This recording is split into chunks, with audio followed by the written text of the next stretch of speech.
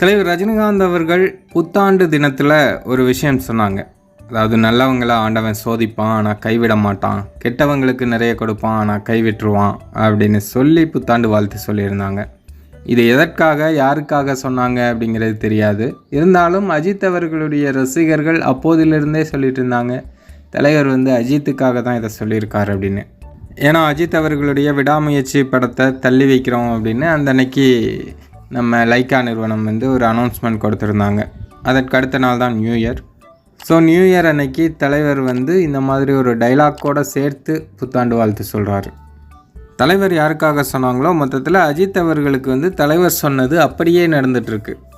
துபாயில் நடந்த கார் ரேஸில் அஜித் அவர்களுடைய டீம் 3வது பிளேஸ் வாங்கியிருக்காங்க. அதற்கும் தலைவர் ரஜினிகாந்த் அவர்கள் அஜித் அவர்களுக்கு வாழ்த்து சொல்லியிருந்தாங்க அப்படிங்கிறதும் குறிப்பிடத்தக்கது. அதுக்கப்புறமா இப்போது அஜித் அவர்களுக்கு பத்மபூஷன் அவார்ட் கிடச்சிருக்கு. இப்போவும் தலைவர் சொன்ன அதே விஷயத்தை சொல்லி அஜித் அவர்களுடைய ரசிகர்கள் நிறைய பேர் சோசியல் மீடியாக்களில் தலைவர் சொன்னால் கரெக்டாக இருக்கும் அப்படின்னு தலைவருக்கு நன்றியும் சொல்லிகிட்ருக்காங்க. அதையும் பார்க்க முடியுது.